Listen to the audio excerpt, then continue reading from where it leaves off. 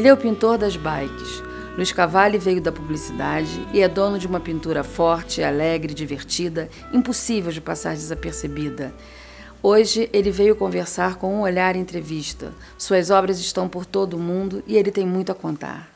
Luiz, estou super feliz de ter você aqui. Você sabe que sou super admiradora, não só das bikes, mas do seu trabalho tão alegre, tão expressivo. Então eu queria que você começasse falando pra gente como é que você está aí no mundo. Suas obras estão rodando por aí, não estão? Não, tem trabalho em vários lugares, né? Essa história de bike, né? Ela surgiu desde menino pintando bike em caderninho. Então descobri que eu já tinha eu pinto cadeiras, bikes, pessoas e cenas do dia a dia, né? Uhum. Isso hoje em dia é um expressionismo figurativo, acrílico sobre tela. Né? Mas vou contar um pouco de como isso tudo começou. Ótimo. Né?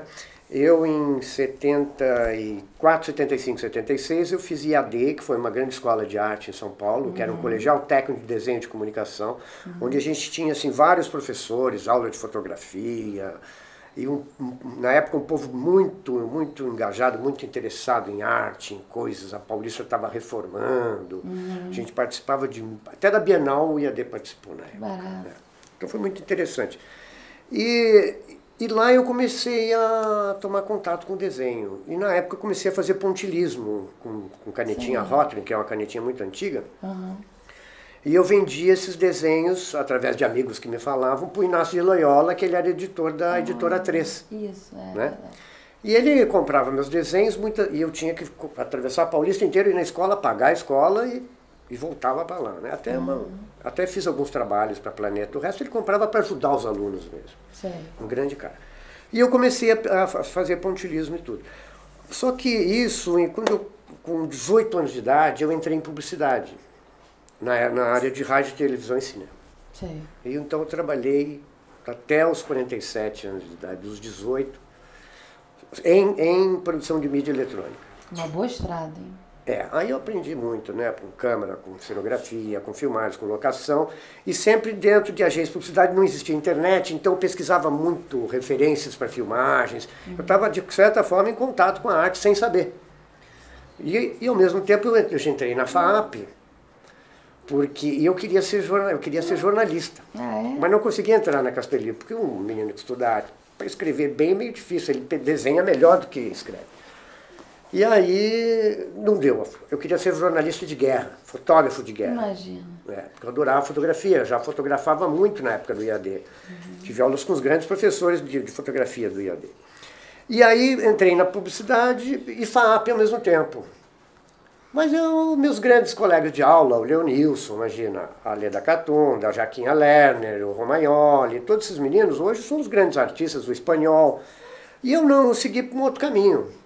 E eu comecei a pintar, porque trabalhava numa produtora de cinema, eles recortavam cenários para jogar, para caber no caminhão de lixo, por exemplo. E eu levava para meu apartamento e comecei a pintar. Da noite para o dia, assim, uma loucura. E comecei a pintar com uma tinta lá que eu inventei, fui meio autodidata, pergunta para um, pergunta para outro. Até então falei, vou comprar uma tela. Aí comprei uma tela, comecei a pintar em tela, mostrei para os meus amigos, já conhecia o Aguilar, da época do videoarte que a gente fazia. Mostrei para o Petkov, mostrei para o Gilberto Salvador. Só gente boa, né? Inclusive o Gilberto Salvador fez IAD, se não me engano, acho que fez sim. E aí eles falaram, o Aguilar falou assim, meu amigo, você tem que pintar, você vai pintar. Aí eu larguei da publicidade e comecei a fazer freela só, em produtoras. Me chamavam, aí eu ganhava um dinheirinho, mas a minha ideia era pintar. No fim eu larguei tudo, então estou há 10 anos pintando. E sobrevivendo da arte, né? Que é o mais importante. Que é o mais importante, tem momentos que bem, tem momentos que não, mas faz parte da vida do artista, né? E com isso houve várias coisas. Voltando ao passado, na época do IAD, eu tive uma orientação muito grande com o Geraldo de Barros, porque as filhas dele estudaram comigo, que é a Leonora de Barros e a Fabiana. Então eu ia para casa do Geraldo de Barros, ele me deu até a Yashica dele uma vez para eu fotografar, e ele foi o primeiro cara que expôs fotografia na Bienal, em São Paulo. Então foi um grande mestre, assim, de tete a tete conversar com ele, sabe? Depois Rui Gama, que era da ECA, que foi o maior professor de encaixes de madeira do Colonial, e ele ficava estudando, ele e a mulher dele, numa mesa enorme, e eu ficava fazendo pontilhismo, e, sabe, uma coisa... Que é presente na sua arte até hoje, né? Que descuida, tem uns tchá-tchá-tchá com pincel, assim, às vezes estou com duas mãos fazendo assim. Então, esses amigos, o próprio Aguilar, que me incentiva muito, sabe? Esse tipo de auxílio que eu tive de grandes pessoas, né? Como o próprio Inácio Loyola, que me incentivava, só o ato de comprar um desenho seu já é um incentivo maravilhoso, né? Para um menino na época, né? Bom, aí eu comecei a pintar e comecei a perceber que as pessoas estavam gostando do meu trabalho. 10 anos se passaram, eu fiz alguns projetos interessantes, eu participei da Copa da África do Sul como 5 artistas brasileiros indicados, né? Me acharam pela internet. E você teve mais trabalhos enviados, não foi isso? Foi, as pessoas mandaram um só, eu mandei 5 trabalhos para eles. Está em alguma galeria na Alemanha. Eu lembro dessa série, é uma série muito bonita. É bem interessante, porque eu pesquisei toda a África do Sul. Com aquela história de pesquisar, eu pesquiso muito antes de fazer um projeto, entendeu? Como eu gosto de fotografia, eu faço um mix. Certo. Né? E, por exemplo, eu já volto, né, nesses novos projetos, mas, por exemplo, eu comecei a pintar olhando as minhas fotografias. Eu olhava uma fotografia minha e pintava. Eu catava fotografia no lixo, na rua, daqueles lambi-lambi que fotografava as famílias e pintava em cima da foto. Sim. Né? Bom, aí foi indo, teve esse projeto da África do Sul, uma galeria da China adorou meu trabalho, tudo pela internet, porque eu percebi que a internet é muito importante para o artista. Muito boa, E eu não estou nem aí, eu acho que o artista tem mais que divulgar seu trabalho, como diz o Vic Muniz, se copiarem meu trabalho eu vou ficar feliz na vida, não estou nem aí. Se é uma referência. É uma referência que seja boa, né? Pronto, não tem problema. Mas enfim, aí eu sempre tomei muito cuidado, eu faço, por exemplo, eu pinto muitas telas de bike, por exemplo, muito diferente da outra, tem não sei quantas telas. Mas são únicas, entendeu? Até hoje eu tomo muito cuidado com isso, sabe? De ser um trabalho único, né? Porque as bikes são todas diferentes. São diferentes. Aí, voltando aos históricos, todo ano eu fazia uma exposição por ano e participava de coletivas nesses 10 anos. Como eu estava falando, uma galeria da China adorou meus trabalhos por causa das bikes, aí me entusiasmei, mandei 5 telas para eles, ficaram expostas lá, em 2008, mas a China estava numa crise, me parece, eles queriam vender muito barato. Aí eu falei, então vocês me mandaram de volta? Eles mandaram de volta. Eu achei feliz da vida, porque é uma galeria muito bonita em Taipei, que é uma cidade bem maravilhosa, né? E depois eles participaram em mais 2 feiras, né, na China. E depois tem um outro segmento que, com a internet, com essa ligação de arte, eu me inscrevia muito em sites de arte, sabe? Eu participava de todos, o Sat. Tinha um que era o Art Mesh, que fechou, eles brigaram. E eu acabei conhecendo o Grupo Mirka. O Grupo Mirka é um grupo de arte que ele é totalmente ligado por exemplo, ajudar a humanidade. Então, eu mandava uma imagem para fazer um livro para salvar o planeta Terra. Aí eles editam um livro, vendem e isso se transforma em benefício para alguma coisa na Europa, né? Um outro livro foi para salvar Sansukin, que era da antiga Birmânia, que hoje é um outro nome do país lá, que agora me fala.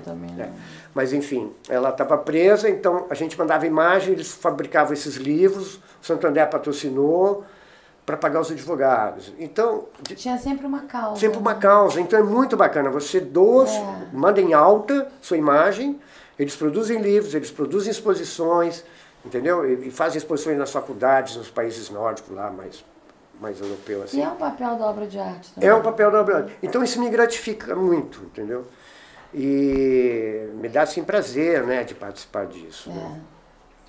Agora, trabalhando muito com essa parte da internet quase como um autônomo, né, e um autodidata praticamente, porque meus amigos perguntavam de uma tinta, perguntavam da outra, pesquisava isso, pesquisava aquilo. Eu não me filiei a nenhuma galeria. Tem 2 galerias que me representam, mas eu acho que as galerias sentem assim que eu sou muito independente, entendeu? Então, fica Mas meio... é bom conservar essa independência, não é? É, porque... Uma independência relativa. eu posso ter trabalho em várias galerias, eu posso ter um trabalho aqui, um outro ali, então eu me sinto mais solto. Eu acho que o artista não deve se prender muito. E né? até na tua criação isso deve interferir. Né? Interfere, né? Porque você se sente mais livre. Aí, contando um projeto que foi muito bacana, uma vez eu fiz um projeto para lançamento de um shopping. Eles queriam um artista, me escolheram por causa das cores, assim, que eu pinto muita cor. E foi uma ideia muito boa, foi para o Shopping Parque Santana. Como era perto do Horto Florestal, eu fotografei todo o Horto Florestal e o Parque da Cantareira, apresentei 15 fotos para os diretores de marketing desse shopping, eles escolheram 15 imagens, eu pintei 10 telas de 80 por 1. Eles compraram as telas e eu cedi os direitos autorais para eles colocarem nos tapumes das lojas que não foram inauguradas. É um projeto interessante, né? Porque eu acho que o artista também... Maravilhoso. Ficou maravilhoso o shopping. Deve ter ficado. Com a arte, entendeu? Então o corporativo ajuda a gente também. Lógico, né? Porque o artista viver só de vender um quadro é muito complicado, né? Hoje em dia você tinha me perguntado, hoje em dia eu gostaria muito de produzir quase um afresco, assim, sabe, nas salas. Eu tô com essa ideia. Você já foi sondado. Fui sondado mesmo, já 2 vezes. Uma no Rio e outra em São Paulo. São Paulo quase deu certo, mas aí pegou um pouquinho na produção e na verba lá que não deu. Tal. Isso deve trazer uma emoção diferente para você, né? Porque, por exemplo, eu não cheguei a produzir ainda. Com certeza a emoção já está, porque como esses projetos quase saíram, né? Porque imaginar uma tela tua numa parede, que não vai ser mudada, que está ali para ser admirada todo dia. Porque é quase um afresco, na verdade. Como eu sou um pintor de tela, não seria um grafite, é quase um afresco, porque você tem que preparar a parede, você tem que ver que tinta que você vai usar, antimofo, tudo mais, tem todo um trabalho a ser feito com isso, né? Não é chegar lá e pintar, não é chegar lá e pintar, porque depois pode dar problema. É bom desmitificar isso. E descascar tudo aquilo lá e acabou a casa. Né? Mas então, e outra coisa gostosa que eu estou fazendo, como eu tenho um trabalho médio de 70 por 1,20, 1 por 1,5, ou 80 por 1, tem pessoas que gostam desse trabalho e esse trabalho já não existe mais, de repente, eu já vendi ele e tudo, mas eles gostariam de ter algo parecido, uma releitura daquele assunto. Sei. Eu faço com o maior prazer, fiz telas grandes agora de... Você fez uma bromélia linda. Fiz uma bromélia. O Facebook amou. Fiz uma bromélia de 1,80 por 2 e pouco, 2,30 parece. Ficou muito bonito, E agora fiz uma bike também enorme, desse tamanho também, de 1,80 por 2,20 também, quase o mesmo tamanho. Você chegou, porque a tua obra é muito mais do que as bicicletas, mas elas são, vamos dizer, o carro-chefe, né? É uma coisa que liga muito a você. A gente pensa em bicicleta, pensa em cavalo. Na sua última exposição, quando eu cheguei lá, os bikers daqui de São Paulo fizeram uma homenagem. Foi uma coisa muito bacana. A que você atribui o fato das bikes terem tomado esse tamanho no teu trabalho? Olha, primeiro, eu nem sabia, né? Como no começo da nossa fala, eu comentei que eu rabiscava em cadernos bicicletinhas, coisinhas, e o meu gesto sempre foi meio circular, sabe? Depois, com o tempo, eu percebi que, como eu sou muito ansioso e muito elétrico, assim, o meu gesto é circular. Então sai uma bike com uma facilidade. E entendeu? A tua pincelada, então, também é muito rápida. Muito rápida. E outra, acrílico eu pinto muito rápido. Agora, se eu for pintar uma cadeira, que eu gosto de pintar cadeiras, eu acho cadeira um objeto tão estático e tão bacana, um objeto super difícil, eu começo a dar movimento nas cadeiras, né? Então elas começam a ter vida. São muito impactantes. Elas começam a ter vida, né? E as pessoas que eu pinto pessoas, pinto lá praia, sei lá o que eu pinto, o que me vem na cabeça às vezes, também tem esse gesto rápido e circular, né? Agora, voltando à sua pergunta, a bicicleta, ela, por ser um objeto lúdico e totalmente pertinente à época que a gente está vivendo, né? Os carros estão sendo lançados, tem um step e tem uma bicicleta atrás, né? Já tem umas 5 fábricas que lançam assim.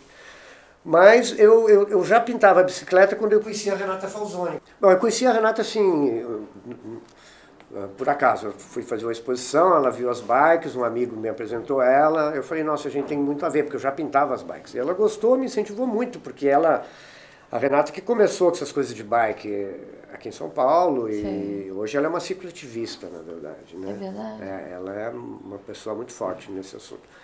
E ela me incentiva muito com as bikes, né? Aí um dia ela mandou uma foto, ela na bike do Gary Fisher, que é o cara que inventou a mountain bike. Aí eu pintei a Renata e ela filmou e tudo.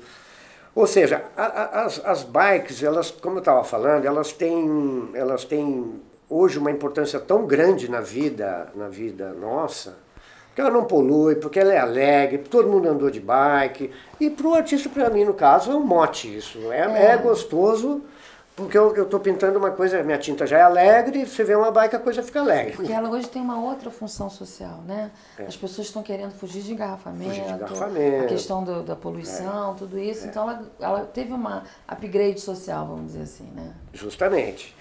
E eu, uma vez por ano, eu faço uma exposição de bike, assim, em alguma galeria, e chamo os night bikers, que eu gosto muito deles, eles vêm me dão apoio. É muito bacana você estar expondo uma tela de bike e vem os caras tudo paramentados, né? Muito legal. Agora, como tinta, assim, como expressionismo figurativo, eu não conheço outra pessoa que pinte como eu bike. Tem vários pintores que desenham muito bike, pintam bike de outra forma, mas nesse segmento meu, acho que pela internet eu não conheço. Tem um russo que pinta que parece umas ferramentas loucas de bike. Agora, a arte está aí, né? Pra gente... Agora resolvi dar uma mudada, que é um novo projeto. Qual é? Como eu comecei a pintar minhas fotos, eu agora, depois de 10 anos pintando, porque eu sou um velho jovem pintor, né? Eu sempre brinco. Eu peguei negativos de 74, 75 e 76 especificamente, da época do IAD. Por acaso era o que estava escaneado ali, 100 e poucos negativos. Separei 38 fotos e uma gráfica vai imprimir em lona para mim, em canvas, em PB 80x1. E eu vou pintar em cima. E aí tem um curador que já está cuidando disso. Deixa a gente fechar com ele certinho, aí depois eu comento o nome dele. E aí vamos fazer uma expansão sobre esse trabalho, que eu acho que é uma coisa nova, é quase uma retomada ao meu trabalho inicial, entendeu? Agora em 2014 mesmo. Isso vai ser uma novidade. Então. Vou pintar umas 38 telas, aí tiro umas 20, umas 30, né? E 80x1. E com um negativo do lado, e com a foto PB do lado, e ela pintada, sabe? E essas fotos têm temas variados? Variados. Por coincidência tem uma bike. E uma cadeira. Mas são pessoas, são situações, são coisas gráficas. Inserida numa outra situação, né? Não é o foco, né? Na verdade, sim. Então, que é um outro segmento meu que eu quero retomar, né? Retomar, que eu acho que é interessante, depois de tanto tempo, né? Que vamos ver como é que vai vir, porque nunca vem igual. Tanto tempo já se passou, já é outro. É outra coisa, né? Então, na época que eu pintava em cima de foto, eram essas fotos de lambe-lambe largado no lixo. Eu pegava e jogava tinta em cima. Agora não, vou pintar em lona, né? Em lona mesmo. É interessante. Não é lona de caminhão, é em canvas, né? Em linho. Em linho de pintor. É isso. Então, vamos ver, né? Então esse é o seu principal projeto para 2014? Não. Tem várias outras coisas, aí a gente não pode parar, né? Esse é um pequeno projeto, né? Mas... Pretende fazer outra exposição de bicicletas também? Sempre, uma vez por ano eu vou fazer, sim. O ano que vem eu quero fazer mais uma exposição. Esse é seu principal projeto para 2014? É um deles. Esse, na verdade, é quase uma retomada da minha essência, né? Assim, de como eu comecei a pintar. Que vem com uma outra leitura, porque hoje você é uma outra pessoa. Porque eu acho que o artista, quanto mais ele volta à sua essência, mais ele consegue trabalhar em paz. É verdade. Né? Sem grandes coisas, né? É uma grande sacada.